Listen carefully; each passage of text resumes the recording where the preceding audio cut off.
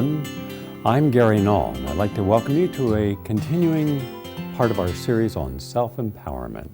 Today, the topic is how to find happiness in an unhappy world.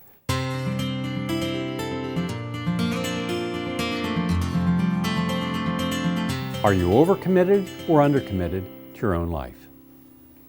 What do I mean by that? I mean that if we're overcommitted, then we do not live with balance. We have too much going on in our life, too many responsibilities, too many people, too many things to do, and there's no time for the essential self. Therefore, we live out of balance. And the only thing that can happen out of balance is we become emotionally hyper. And then when we're not finding fulfillment, we go down to depressed. Or we are undercommitted. We are so lacking in the sense of who we are, the meaning and purpose of our life, that we're just taking the meaning from our job. So we'll go to our job, or what we distract ourselves with, movies or television or radio. When we're depressed, when we feel bad about our lives and are pessimistic and lethargic or agitated and have difficulty sleeping and eating, all those signs and symptoms of depression are letting us know that our lives are out of balance, physically, mentally, emotionally, spiritually, socially. Anyone who's depressed needs to be on a healthy diet, including supplements such as, for example, fish oils, omega-3 fish oils, which have proved very beneficial for a variety of psychological disorders, including particularly depression. The vast majority of people get significant benefits from taking up an exercise program. So that is a very important thing. Just about anybody can take 5 or 10 minutes to go outside the house, to walk around their neighborhood, and that's a beginning.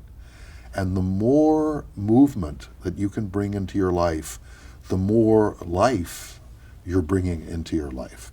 Perhaps the most important overlooked way in which Americans can help themselves heal depression is by looking at sleep and dreams.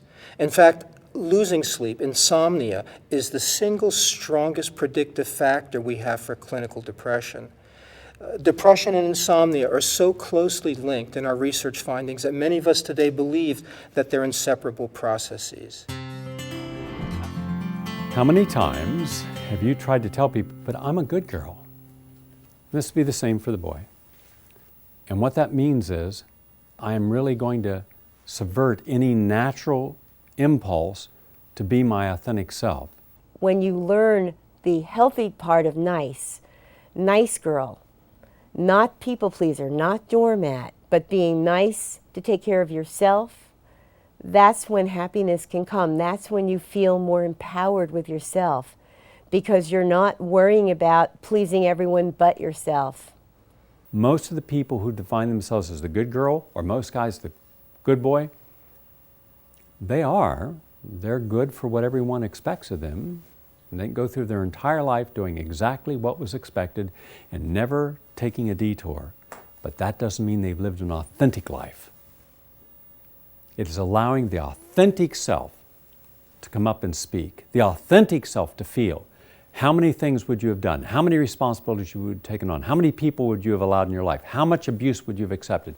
How many conversations would you have had if the authentic self was the one that was actually engaged instead of the conditioned self? So we, at a very early age, of course, learn to turn away from ourselves, from our own authentic nature, from our own heart. And we start looking outside of ourselves. If I please the person who's important to me, my mother, my father, then I'll get the love that I need, the acceptance that I need, and I'll feel loved and accepted, and I'll be happy. And we grow up never questioning that original erroneous premise. And so we spend our lives in the pursuit of something from outside. We're pursuing outside something that we can actually only give to ourselves.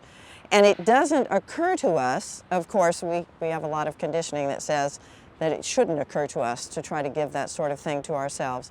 But it's not even so much a giving it to ourselves as returning to the authenticity that we left in order to try to get what we want or need. And leaving that authenticity results in a feeling of emptiness. And so we try to fill that emptiness with getting all of these things, and because we're trying to get them, we never have them, and the emptiness persists.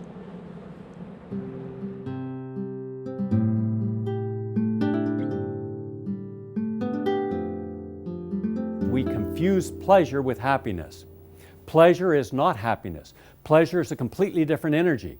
Pleasure is what gives you a sense of enthrallment in the moment you're in, a sense of joy, a sense of excitement, a sense of being able to take advantage of the moment we're in. Now, pleasure is fine, but pleasure is not something that can be sustained. Happiness is the sense of being that no matter what you're doing, no matter, you can do nothing and be happy. Pleasure, you got to be doing something in order to find pleasure in it. But we confuse that all the time. So remember, pleasure is not happiness. Happiness is not a constant need for pleasure and fulfillment. There is a big difference between pleasure and happiness. You get pleasure from buying a new toy, from getting a new car, from going shopping and buying new clothes, but that doesn't really make you happy in the long run. It's just that moment of pleasure, or it might be a day or a week of pleasure. But real happiness is something that's consistently puts you into a feeling of contentment, that overall contentment with your life. Things may go wrong, but you can accept that it's momentary. You can find solutions instead of wallowing in it. You can know that things happen for a reason, whatever's meant to be will be, and move on with it. I think that spirituality, a really strong sense of faith, helps to nurture true happiness as opposed to feeling very discontented, and then you look to outside things like things you can buy or having someone in your life to give you a life because you don't have a happy life on your own. Pleasure fulfillment in the absence of happiness just feeds the narcissistic part of ourselves. It, like in a relationship, if somebody is just feeding their ego and the pleasure through sexuality, because maybe a man is with a beautiful woman, and so they're just feeding their ego, will never fulfill one in life. They'll go to the next pleasure fulfillment, the next and the next. It doesn't create happiness.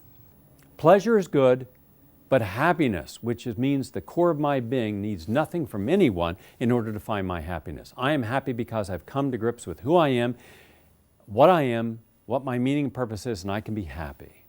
So if you took away everything I have, you will not diminish my happiness. I will be able to sustain it, no matter what the ups and downs are. And so we have been really programmed with a belief that our happiness is connected to the physical character of the universe, and that happiness in this case is measured by how much physical character of the universe you own.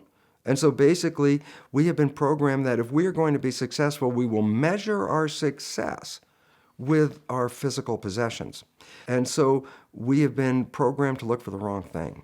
And why that's relevant is you can really ask most of the people that own most of those possessions. In the end, once they had the possession, did it really provide the harmony and energy of the field? And the answer is not really. And so basically, you can go down and find that some of the poorest people on this planet have actually found the answer. And it wasn't in the matter, it was in the nature of community, love, and harmony. Present satisfaction, delayed dissatisfaction. Don't look at what you're going to achieve in this moment. Look at what you achieve in this moment will be down the road. Is it sustainable? Is it healthy? Is it balancing? Is it nurturing? Is it honest? Then if it is, fine. If it's not, pass on it. All the time, I believe it's more important to pass on something that you could have in the moment, if in that moment it's going to make you less of a person. There's a lot to be learned if we can tolerate a little bit more the mystery, not just try to hold on to a few quick certainties, but to really tolerate the mystery of life and go deeper, and we will become deeper through that, through facing the dark side of our psyche, for example, and not being so afraid of our own fears. Facing our anger and hatred and greed, and not trying to deny it or pretend it's not there or get rid of it prematurely, but integrate it and process it so we can feel angry and process it through awareness, present awareness, nowness awareness, process the anger, and then choose how and if to express it, not just have a blind knee-jerk reaction when we feel angry. Continued indulgence becomes an obsession.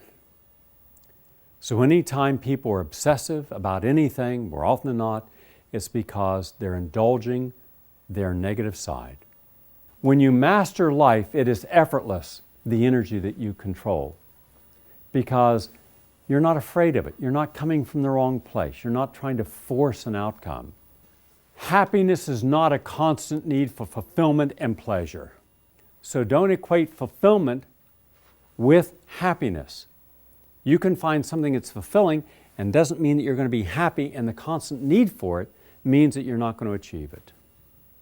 So separate out your need for these things versus the reality of becoming that thing. So we are happy, we just don't allow ourselves to express it based upon our condition and the different ways that we have manipulated this unhappiness in our lives to survive. You get rid of all that, you wipe all that out, and what you have is happiness.